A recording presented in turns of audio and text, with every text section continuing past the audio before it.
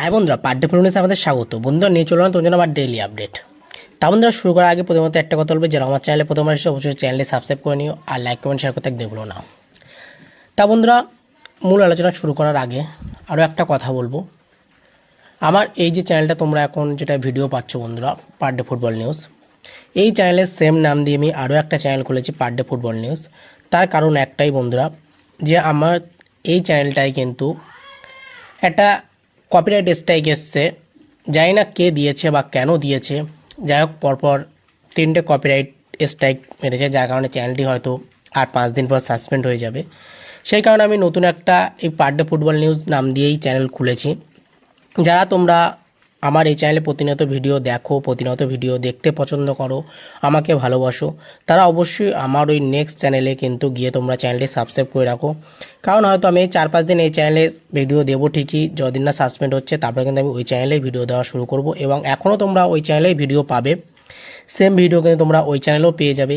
তাই জন্য কিন্তু তোমাদের আমি রিকোয়েস্ট করব যে যারা যারা আমাকে ভালোবাসো, অবশ্যই উপরে দেওয়া লিঙ্কে বা ডেসক্রিপশান বক্সের লিঙ্কে তোমরা কিন্তু ক্লিক করে ওই চ্যানেলটি সাবস্ক্রাইব করে নিও। তা বন্ধুরা এবার আসি মূল আলোচনায়। বন্ধুরা পুরোপুরি আজকে কথা বলবো ইস্টবেঙ্গলকে নিয়ে। বন্ধুরা ইস্টবেঙ্গল যেন একটা মিনি হাসপাতালে গঠিত হয়েছে। তার কারণ হলো যে ইস্টবেঙ্গলের কম বেশি প্রায় প্লেয়ার কিন্তু চোট আঘাতে ভুগছে, এবং ইস্টবেঙ্গল টিমে বা ইস্টবেঙ্গল প্লেয়ারদের মধ্যে কিন্তু একটা ডেঙ্গি আতঙ্ক ঘোরাফেরা করছে। তা কী বিষয় সব কিছু নিয়ে আলোচনা করবো, এবং কার্লোস কোয়াদ্রাকে কেন সবাই সরতে চাইছে এবং কার্লোস কোয়াদ্রাকে ইস্টবেঙ্গল টিম থেকে সরানো কেন সহজ হবে না, সেই বিষয় নিয়েও কিন্তু বড় আপডেট উঠে এসছে। তা বন্ধুরা প্রথমে বলি যে মোহাম্মদ রাকিবের কথায় বন্ধুরা, এই মোহাম্মদ রাকিব যিনি ডিফেন্সে খেলছে, তার একটা কিন্তু চোট আছে, আমরা সবাই জানতাম। সেই চোট নিয়ে কিন্তু তিনি কেরালা ম্যাচে নেমেছিলেন। তারপরে তার সেই চোটটা কিন্তু আরও গুরুতর হয়ে গেছে বলে জানা যাচ্ছে, এবং তিনি গোয়া ম্যাচে কিন্তু আর অ্যাভেলেবেল থাকছে না, এটুকুনিও কিন্তু জানা যাচ্ছে। তার চোটটা কিন্তু গুরুতর হয়েছে বলেই এখনও পর্যন্ত আপডেট। তিনি কিন্তু এখনও প্র্যাকটিস করছেন না, তিনি রিহ্যাবে আছেন। জানি না যে এই মোহাম্মদ রাকিব কত দিনে সুস্থ হবে, সেদিকে অবশ্যই আমাদের নজর থাকবে। এরপরে চলে আসি বন্ধুরা পরের আপডেটে। সেটি হলো বন্ধুরা ডিমিত্রি ডিয়ামান্টোভাসকে নিয়ে। বন্ধুরা কেরালা ম্যাচে খেলার সময় কিন্তু তার পায়ে একটা চোট আসে, তিনি বলে শট মারার বদলে মাটিতে মেরে দেয়, এবং সেখান থেকে কিন্তু তার পায়ে একটা চোট হয়, এবং তার পাটা স্ক্যানিংও করা হয়। এখনও স্ক্যানিং রিপোর্ট আসেনি বন্ধুরা। তা যতটুকু আপডেট আছে তিনি কিন্তু আগামীকালও প্র্যাকটিসে নামেননি, এবং আজকে নামবে কিনা সেটা এখনও বলা যাচ্ছে না। তা বন্ধুরা তার চোটটা কিন্তু মোটামুটি যে খুব গুরুতর এমনটা নয়। তিনি গোয়া ম্যাচে অ্যাভেলেবেল থাকবে কিনা এখনও বলা যাচ্ছে না।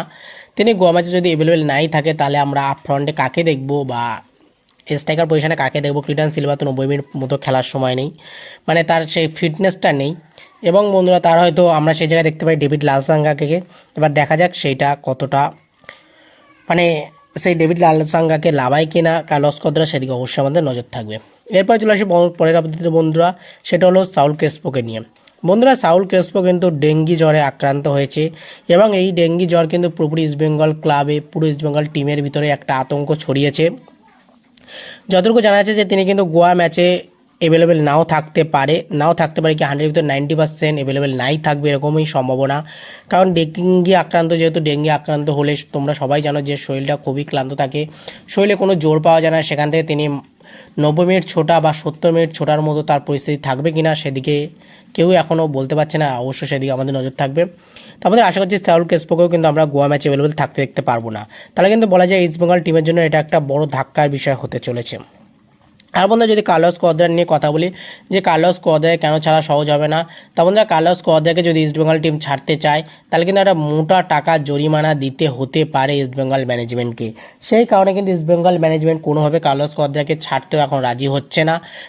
তারা আরও কিছু ম্যাচ দেখতে চাইছে। যদি কার্লোস কোয়াদ্রার মানে খুব বাজে পারফরমেন্স হয়ে যায়, তাহলে কার্লোস কোয়াদ্রা নিজে থেকে রিজাইন করতে বলা হবে। যদি সে না করে, তাহলে অন্য স্টেপ নিতে পারে হয়তো ইস্টবেঙ্গল ম্যানেজমেন্ট। আদারওয়াইজ কিন্তু কার্লোস কোয়াদ্রা এখন ইস্টবেঙ্গল টিম থেকে কোনোভাবেই সরছে না, এটুকুনি কিন্তু তোমরা জেনে রাখো, এটুকুনি তোমাদেরকে আমি বলে দিলাম। তো আমাদের আজকে ভিডিওটা এইটুকুনি। যাদের ভালো অবশ্যই লাইক কমেন্ট শেয়ার করো। আর অবশ্যই কিন্তু তোমরা ওই একটা রিকোয়েস্ট আমি যেটা প্রথমে করলাম, যে তোমরা যারা এখনও সাবস্ক্রাইব করোনি এই চ্যানেলে, আর সাবস্ক্রাইব না করে বন্ধুরা আমার নিউ চ্যানেলে সাবস্ক্রাইব করো, কারণ এই চ্যানেলটা কিন্তু 6 দিনের ভিতরেই সাসপেন্ড হতে চলেছে। তা বন্ধুরা ভালো থেকো, সুস্থ থেকো।